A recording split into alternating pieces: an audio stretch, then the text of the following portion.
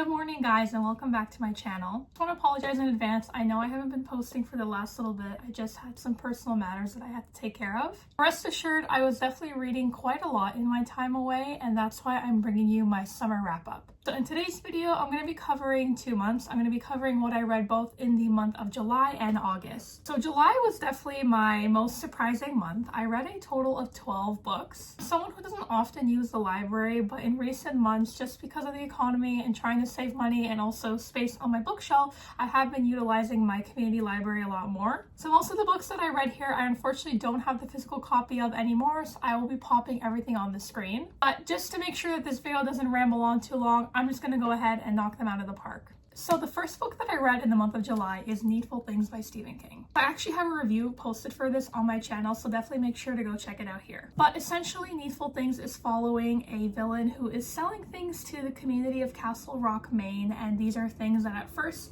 seem to appear like what you need, but they come at a heavy price. It's Stephen King, there's not much more I can say beyond that. I forgot to say I gave it a 4.5 out of 5 stars. And the next book that I read in the month of July was Between Us by Fari McFarlane. Between Us is essentially following two exes as they're navigating their relationship and post-breakup. And unfortunately, the guy in their relationship decides to utilize some of their private and sensitive information that was shared in the relationship onto his TV show because he's a screenwriter. So it kind of shows how you're navigating a toxic ex as well as just adulthood and other hardships that come with that time of life. I really enjoyed it and I gave it a 4 out of 5 stars. The next book that I read, I'm going to read off my computer screen because it's a little bit long. It was Dirty Laundry: Why Adults with ADHD Are So Ashamed and What We Can Do to Help.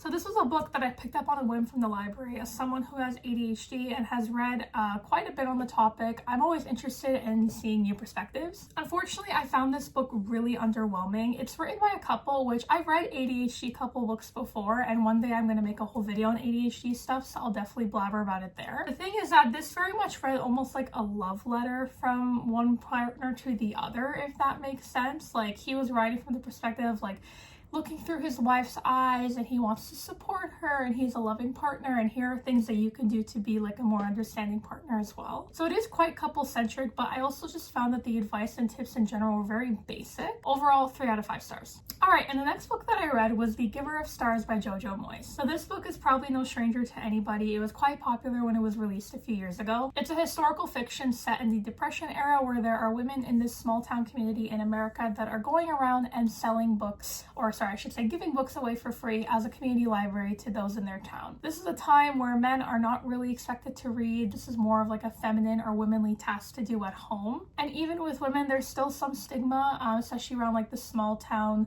small-minded men. I absolutely adored the book. The friendships that were navigated between the women as well as the hardships, again, because of the historical context, was really, really intriguing. I gave it a 5 out of 5 stars. Also, Jojo Moyes' writing is just simply splendid. I absolutely adore it and I can't wait to read more of her books. The next book that I read was Done and Dusted by Lila Sage. So again, this is a book that's probably familiar to most of you, especially if you're reading in this genre. I actually got this as a copy for free from my friend, so thanks Abby, really appreciate it. This is another cowboy western romance. If you want to see me read more of those, definitely check out my vlogs here. But this is just your really sort of run-of-the-mill cowboy romance where you have a best friend, or childhood best friend I should say, and you have the girl coming back to her small town looking to find herself again. It reminded me of some of the tropes I've read before. Nothing necessarily special, so 3 out of 5 stars. The next book that I read was The Running Man by Richard Bachman, or better known as Stephen King. So this is a dystopian book sort of set in the future in the year 2025, so very fitting to read it now this year. And our main character is essentially on a reality TV show trying to make some money to help his sick daughter. It's a very captivating premise. Unfortunately, it really just fell through with the execution. As someone who is a diehard Stephen King fan, it really pains me whenever I read a book of his that is quite mid. Because it's one of the books that he wrote under his alias, I can't say I'm very surprised. Like, I think there was a reason why he didn't want to publish this under his main name. It was very fast paced. The chapters were really short, so I got through this really quickly, and I did like that, but I just felt like there wasn't enough time for me to breathe in this story and get to know the characters a little bit more. I will say I fully watched this knowing that there's a movie with Glenn Powell coming out this year, so I'm really excited to see the movie. I think this is, again, one of those that it's gonna be better in a screen adaptation than in the book, but you didn't hear me say that, so 3 out of 5 stars. Alright, the next two books that I read were part of a series, so I'm just going to group them together, and that is the Maple Hill series by Hannah Grace. So I actually do own BookTok. Again, thanks Abby for the copies of BookSave. Really appreciate it. These are really famous romances on TikTok or BookTok. I don't have TikTok, so I didn't know that, but I knew it was common because I see it at the bookstore everywhere. I've seen it on Instagram. They're both really cute stories following different students at UCMH. I didn't expect there to be so much depth in these stories, and I actually liked book 2 a lot better. So book 1 is a sports romance about hockey, and book 2 is a summer camp romance, so it's a perfect read for the summertime. I really like the main character in this one. I felt like Hannah Grace was writing about me, which I don't often get that perspective as someone who is neurodivergent, and just hearing so much of my own brain be in another character was really fun to read about. I think I gave the first one like 4 or 4.5 out of 5 stars, and this one was a 5. Alright, and the next series that I read in the month of July, I read the first 3 books, so again, I'm just going to group them up here, and that is the Rose Hill series by Elsie Silver. So I feel like this series is absolutely everywhere on the internet. It's why I started reading Elsie Silver, so I read her other books. If you want to go check out my thoughts, definitely check out those videos here. But I actually ended up loving these a lot more than I thought I would, especially because I've read her older books. It's really nice to see the natural progression that she's had as an author. Like, I actually gave book 1 and 2 5 stars. That's how much I was invested in the story. Book 1 is following a world's hottest billionaire, and again, it's like a childhood best friend comes back trying to find herself, reclaim herself, and they fall in love, and it's really cute. And book 2, our main male character is a single dad. He's also really good looking, but this one he actually falls in love with a country singer, which I thought was an interesting perspective. And book 3 was the trope of marriage of convenience, which I'm honestly not the biggest fan of. This book had really slow pacing. There wasn't as much smut as, I'll be honest, that I prefer in these types of books, so I gave it a 3 out of 5 stars. Overall, I'm very excited for book 4 to come out really soon. And then the last book that I read in the month of July, it's a July book, but honestly, I've been listening to it on audio for a couple of months, so I just finally got around to finishing it. This is a very different vibe from everything else, so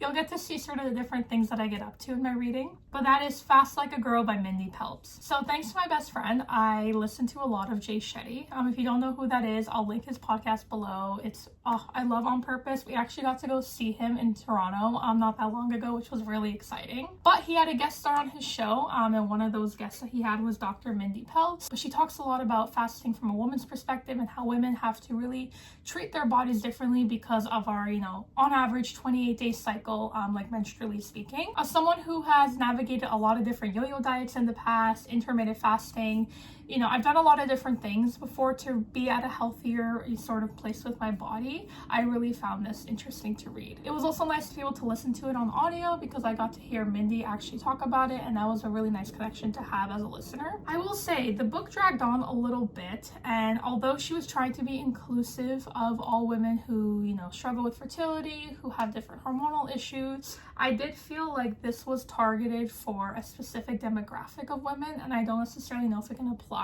to all women out there, which is okay. Maybe that's not the point, but I think I was just looking for a little bit more compassion from the book.